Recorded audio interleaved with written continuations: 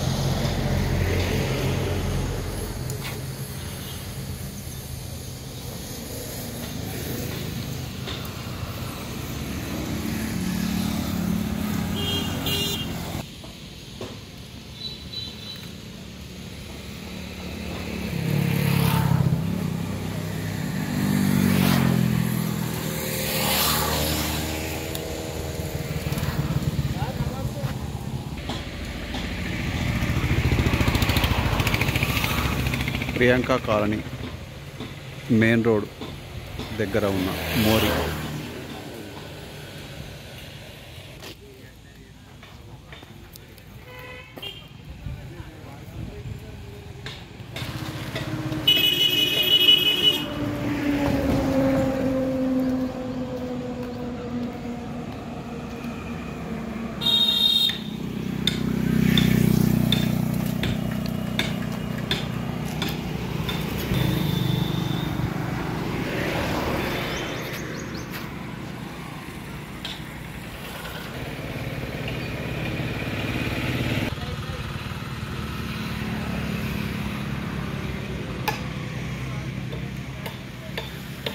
ఇక్కడ మీ సమస్య ఏంటి?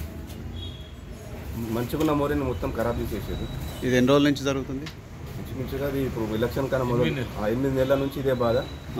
ఈవోకి చెప్పిన పట్టించుకోడు, పాత సర్పంచ్ చెప్పిన పట్టించుకోలేడు. ఆ దోమలు, పందులు, దుర్గంధం, ఆ వాయిస్కు పక్కకున్న ప్రవీణ్ కూడా జ్వరం వచ్చింది. ఇట్లా నడుస్తున్నా కానీ ఇంతమంది ఇంత ఒక ఎన్నిసార్లు పోయినాం కాదు మరి 5-6 సార్లు ఏ అధికారుల దగ్గరికి వెళ్ళిండ్రా? 5-6 సార్లు చెప్పినాము. నిన్న మొన్న స్పెషల్ ఆఫీసర్కి చెప్పారు. ఒకసారి స్పెషల్ ఆఫీసర్కి చెప్పినాం కానీ ఈవోకి చెప్పినాం, పాత సర్పంచ్కి చెప్పినాం, ఇప్పుడున్న నాయకులు అందరూ కూడా చెప్పినాం. ఎవ్వరు కూడా పట్టించుకుంటలేరు. అది ఎంత దరిద్రంగా ఉందంటే ఒక చౌరస్తల మెయిన్ చౌరస్తా శంకరంపేటకు, అది గుండకాయ లాంటిది చౌరస్తల ఇంత దరిద్రంగా ఉందంటే వాళ్ళు ఏం చేస్తున్నారో అర్థం చేసుకున్నాం. వెంటనే వాళ్ళ ఈవోకి కానీ డిపిఓకి కానీ స్పందించి మోరీని కంప్లీట్ చేయాలని అందరం కలిసి కోరుతున్నాం. ప్రత్యక్షంగా 3-4 సార్లు చెప్పి చూసినాం. అందుకోసమే ఇప్పుడు మీడియా ముఖంగా మీకు అందరికి మీ ద్వారానైనా వాళ్ళు వాళ్ళ కళ్ళు తెలుసుకుంటే ఆ మోరీని కంప్లీట్ చేస్తారని కోరుకుంటున్నాం. ఇంకేమైనా కంప్లైంట్స్ ఉన్నాయి గల్లీలో? ప్రజెంట్ అయితే ఈ ఒక సమస్య క్లియర్ అయిపోయినా ఇంకో సమస్య గురించి చెప్తాను. మోరిదే పెద్ద సమస్య అంటే దోమలు. ఇప్పుడు మీరు డాక్టరే కదా, మీకు తెలియదా దోమలకు? దోమలతో ఎన్ని సమస్యలు ఉన్నాయి? దోమల సార్ మలేరియాలు డెంగ్యూలు చాలా మందికి వస్తున్నాయి కానీ నేను వస్తూ ఉంటే కూడా ఇక్కడ చాలా స్మెల్ వచ్చింది, అందుకే ఇక్కడ బ్రేక్ చేసి. జస్ట్ అయితే పందులు కొరుతాయి. అవును, ఇందాక చూసా పందులు బాగానే ఉన్నాయి అందులో. ఓకే,